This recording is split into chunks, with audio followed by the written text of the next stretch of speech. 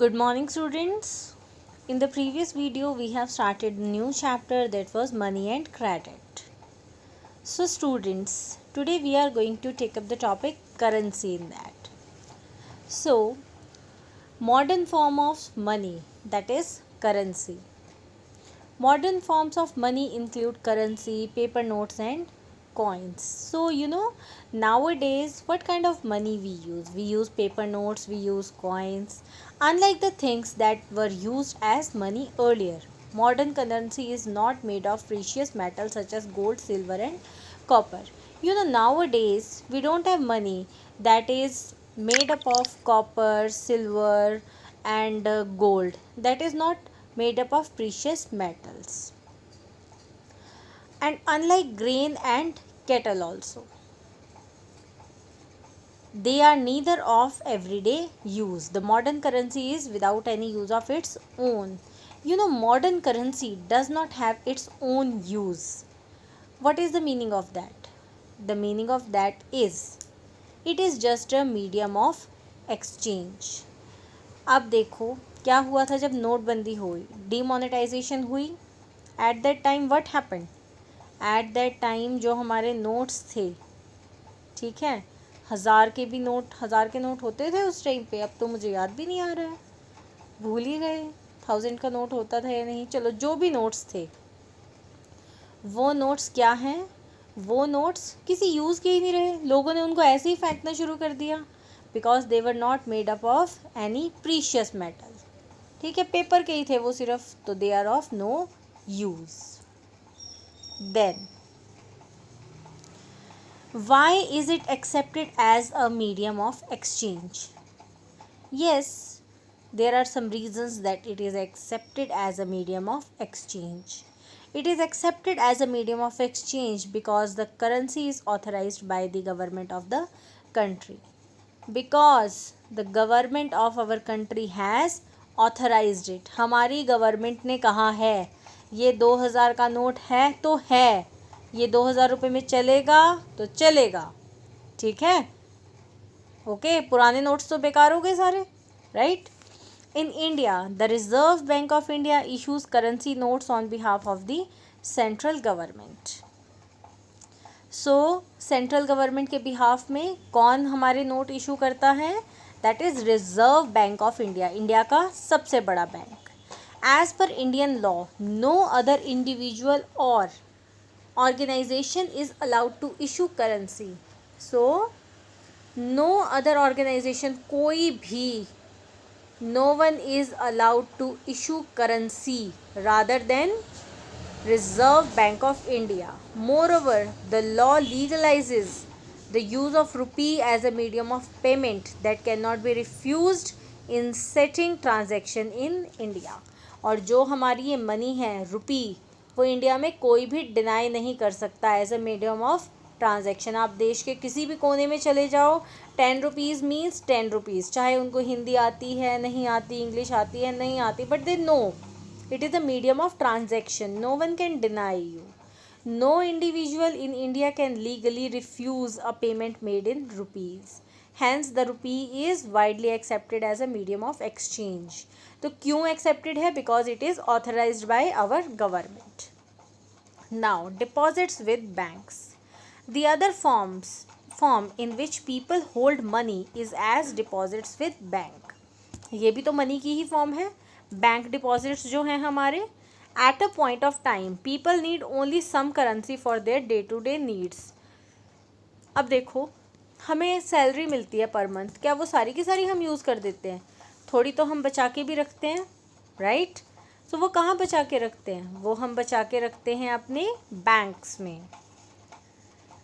Then for instance, workers who receive their salaries at the end of each month have extra cash at the beginning of the month. What do people do with that extra cash? क्या करते हैं लोग? Generally they deposit it with the banks by opening a bank account in their name. ठीक है, तो bank deposit कर देते हैं. Banks accept the deposits and also pay an amount as interest on the deposits. तो हम जो bank में डिपॉजिट करते हैं उसमें हमें थोड़ा सा क्या मिलता है? इंटरेस्ट भी मिलता है, बट वो बहुत कम है, पर वो मिलता तो है. In this way, people's money is safe with the banks and it earns an amount as interest. तो क्या है, हमारी मनी बैंक्स में सेफ भी है और उसके अलावा क्या है, हमें उस पर थोड़ा थोड़ा सा इंटरेस्ट भी मिलता है. People also have the provision to withdraw the money as when they required. So whenever we need our money back, what we can do? We can take it back also. Since the deposits in the bank accounts can be withdrawn on demand, these deposits are also called demand deposits. So what do we do? In deposits को हम demand करते हैं और उनको हम निकाल लेते हैं. So these deposits are also known as demand deposits. So that is the other name of bank deposit, that is demand deposits. Demand deposits offer another interesting facility. एक और डिमांड डिपॉजिट्स की एक और बड़ी अच्छी फैसिलिटी है. What is that? It is the facility which lends it the essential characteristic of money, that of a medium of exchange. क्या है वो? You would have heard of payments being made by cheques instead of cash. सुना है आपने, सबने सुना है कि पेमेंट कर दो, चेक से पेमेंट कर दो, कैश की ज़रूरत नहीं है. सो कितना कन्वीनियंट है.